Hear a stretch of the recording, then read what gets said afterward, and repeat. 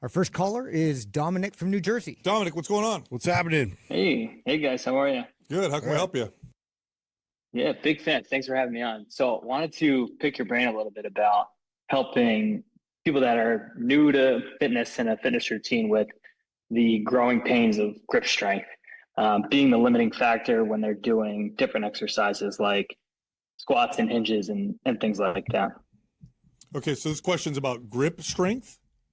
Grip strength, yes. I've tried, I have in my programs different carry variations. I have one of the grip testing machines so they can track progression as they go. Just wanted to see if you guys had any suggestions on how to help develop grip strength a little bit. How long have you been focusing on grip strength? I've recently opened a new business it's been 8 months now, and we have a large influx of new people to fitness. So I've been coming across that hurdle more frequently. So now it's very consistent in every single workout, every single program. I try to throw in some type of grip strength developing exercise. Oh, I see. It's for your clients. I'm sorry, I misunderstood. Okay. So there's a couple ways you could look at this. Okay. I'll reposition the question, because I think when we say the grip is limiting me, we somehow view the grip as something different than, let's say, my low back is limiting me, or my hip flexor is limiting me. And this is because of the influence of bodybuilding. So bodybuilding has made the conversation around the grip as if it's not part of the kinetic chain. You just take the grip out of it, use wrist wraps, and now you're all good. So let me rephrase the question. Somebody's trying to do squats with you, you're training them, their low back doesn't allow them to go heavier because they lack stability.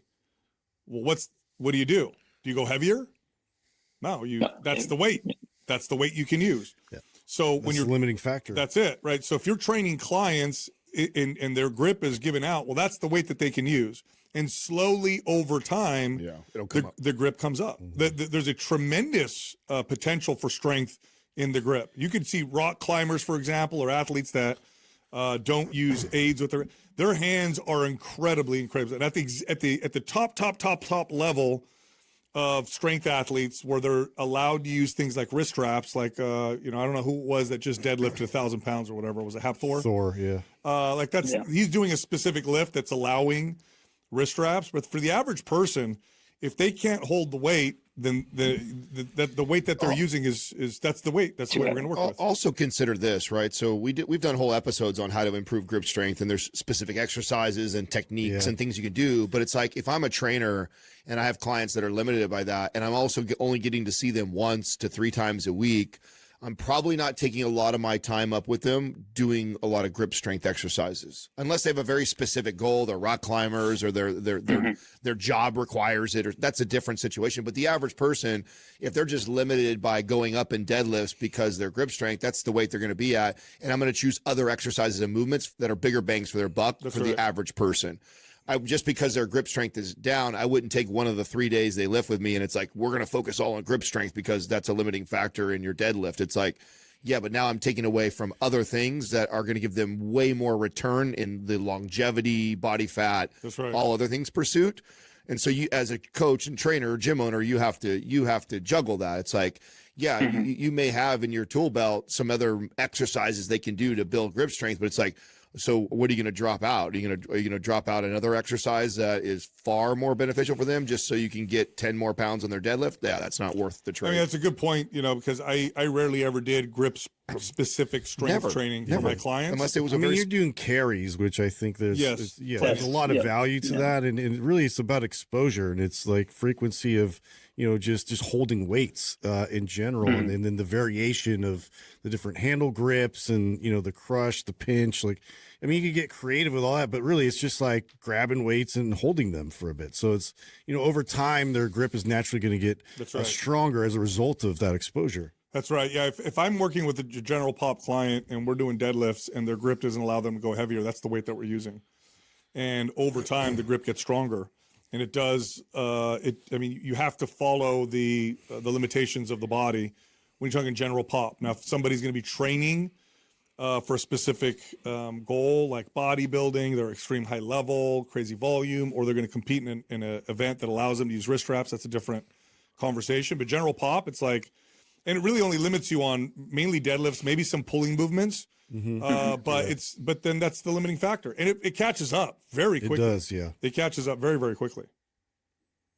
Yeah, it's just members have had some frustrations to feel like they can lift more than what they can hold on to. But I'll reword how I'm responding to them. If someone says to you, "I feel like I can lift more, but I can't hold on to it," then your response is, "That's how much you can lift." Yep. That's the weight that's part of the process. Yeah. You use another strength and everything else. That's right. Use another part of the body. I feel like I can lift more, but my low back hurts. Well, that's how much weight you can lift. It's the same thing. Yeah. I run to the issue. I have people that work, your typical office worker, right? And they have carpal tunnel symptoms and things along those lines. And same idea. It's the limiting factor is just holding the weights in their hands.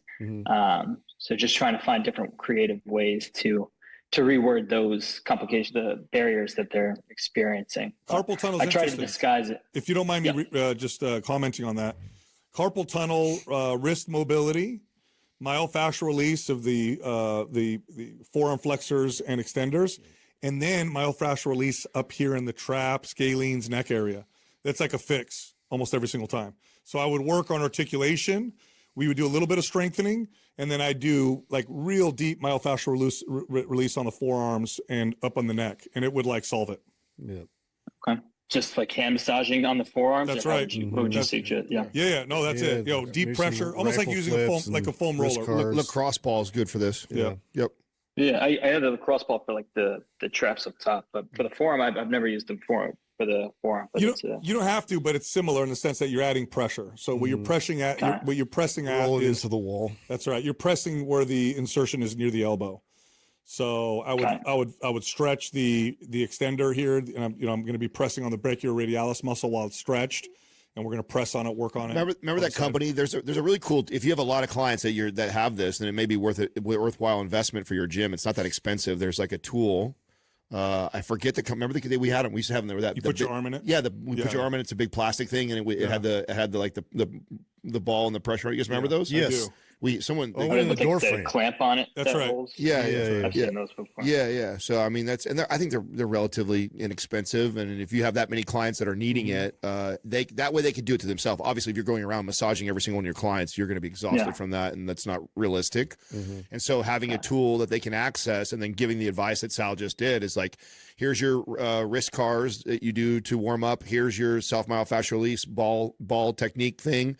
And then like, that's your routine. That's what you do before we get started. Like that just becomes their warm up they can do on their own time, teach it one time. And then that's what they do. Got it. Understood. Thank you. Really appreciate it. Yeah. Right on. Thanks for calling in, man. Yeah. Big fan. Thanks again. All right. Dominic. Appreciate it. Yeah. In my personal experience, my success rate with carpal tunnel was 100%. I actually never had a client who suffered from it that we didn't make it considerably better or go I've had away. a lot of improvements. This question brought something up for me that had been on my mind several times, and I've never really addressed it on the show, is because we've done a lot. One of your more viral videos was a forearm thing. We've done episodes dedicated to forearm strength, and we give all this great tips and advice. But the reality is when I was training clients, very rarely ever did I really focus that much on that. Because when I'm training the average person who doesn't have a very specific goal related to forearms, all that forearm training replaces something else.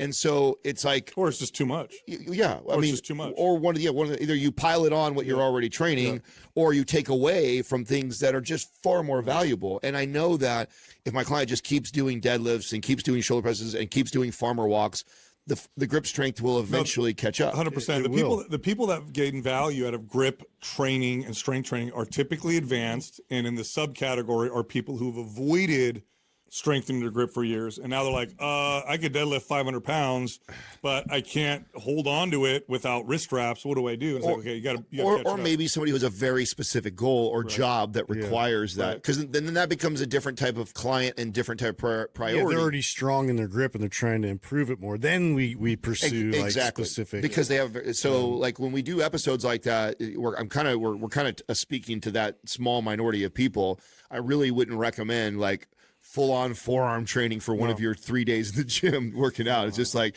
it's going to impede on the whole rest of yeah, exactly. It's not going to all the other things for the general pop will give you way more bang for your buck than a whole session of forearm training. But yeah, back to the carpal tunnel. Sometimes, no joke, man, when they would get work on up here in the neck area, scalenes, like that would solve the issue. Yeah, yeah.